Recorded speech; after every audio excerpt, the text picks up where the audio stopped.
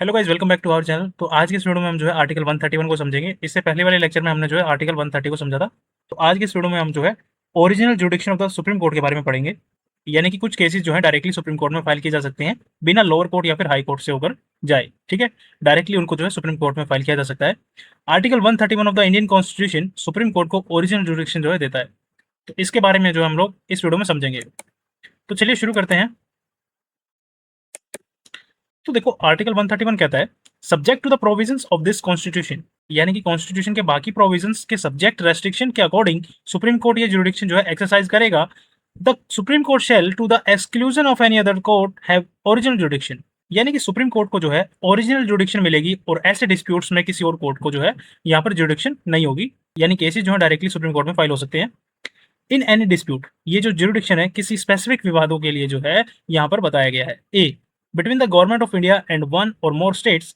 अब देखो, या तो वो डिस्प्यूट जो है सेंट्रल गवर्नमेंट और एक या एक से ज्यादा स्टेट गवर्नमेंट्स के बीच में डिस्प्यूट हो वो, ठीक है।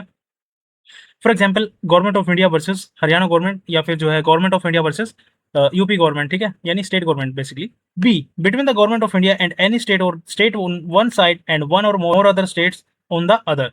देखो, इसको ऐसे समझो, एक साइड पर सेंट्रल गवर्नमेंट एंड एक या ज्यादा स्टेट्स हों और दूसरी साइड पर एक या ज्यादा अदर स्टेट्स हों, यानी कि government of India and Haryana versus Punjab, ठीक है, ऐसा हो सकता है। एंड सी, बिटवीन टू और मोर स्टेट्स, दो या दो से ज्यादा स्टेट गवर्नमेंट्स के बीच भी कोई डिस्प्यूट हो सकता है। For example Haryana versus Punjab, ठीक है। और साथ ही आर्टिकल ये भी कहता है if and in so far as, जहां तक जिस एक्सटेंट तक जो है the dispute involves any question, यानी कि डिस्प्यूट में कोई क्वेश्चन या फिर जो है इशू इन्वॉल्व हो, वेदर ऑफ लॉ और फैक्ट, वो क्वेश्चन जो है लॉ का हो या फिर फैक्ट का हो, ऑन विच द एग्जिस्टेंस और extent of a legal right depend, और उस क्वेश्चन का आंसर जो है इस बात को डिटरमाइन करता हो कि किसी लीगल राइट का एक्सिस्टेंस है या नहीं, या फिर उस लीगल राइट की एक्सटेंट कितनी लिमिट है बेसिकली, अगर वो क्वेश्चन जो है बेसिकली इस बात को डिटरमाइन करता है। अब आते हैं इसके प्रोवाइजो पर। प्रोवाइजो क्या कहता है, ऑनरेबल सुप्रीम कोर्ट की जो आर्टिकल 131 वाली ओरिजिनल जुडिक्शन की पावर है वो जो है हर डिस्प्यूट पर अप्लाई नहीं होगी। कुछ डिस्प्यूट इस जुडिक्शन से जो है बाहर हैं। वो कौन से हैं, आइए समझते हैं इसको। ऐसे डिस्प्यूट अगर किसी ट्रीटी, एग्रीमेंट, कॉन्वेनेंट, एंगेजमेंट, संसद या फिर जो है सिमिलर इंस्ट्रूमेंट से अराइज हुए हों तो आर्टिकल 131 की जुडिक्शन जो है अप्लाई नहीं होगी। अगर इंस्ट्रूमेंट जो है कॉन्स्टिट्यूशन से पहले का है, अगर कोई ट्रीटी, एग्रीमेंट या फिर संसद एक्सेट्रा कॉन्स्टिट्यूशन के कमेंसमेंट से पहले जो है एंटर इनटू या फिर एग्जीक्यूट किए गए थे और कॉन्स्टिट्यूशन कमेंस होने के बाद भी ऑपरेशन में कंटिन्यू करता है, तो उसे जो है अराइजिंग डिस्प्यूट पर आर्टिकल 131 की जुडिक्शन जो है एक्सटेंड नहीं होगी। और साथ ही ये भी कहता है कि इंस्ट्रूमेंट खुद जो है सुप्रीम कोर्ट की जुरिडिक्शन को एक्सक्लूड करता है। अगर ट्रीटी या फिर एग्रीमेंट में ये जो प्रोविजन है कि सुप्रीम कोर्ट की आर्टिकल 131 की जुरिडिक्शन इस डिस्प्यूट पर जो है अप्लाई नहीं होगी, तो भी सुप्रीम कोर्ट की ओरिजिनल जुरिडिक्शन जो है वो एक्सटेंड नहीं होगी।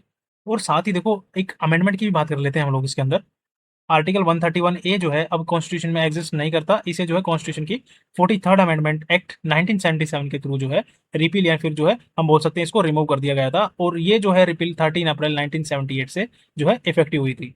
तो आर्टिकल 131 ये कहता था कि सेंट्रल लॉज की जो कॉन्स्टिट्यूशनल वैलिडिटी, यानी क्या कोई जो है सेंट्रल लॉ कॉन्स्टिट्यूशन के अकॉर्डिंग जो वैलिड है या फिर अनकॉन्स्टिट्यूशनल है, तो इस क्वेश्चन को डिसाइड करने का एक्सक्लूसिव जुडिक्शन जो था वो ऑनरेबल सुप्रीम कोर्ट के पास था, ठीक है। So that's all about article 131 of the Indian constitution.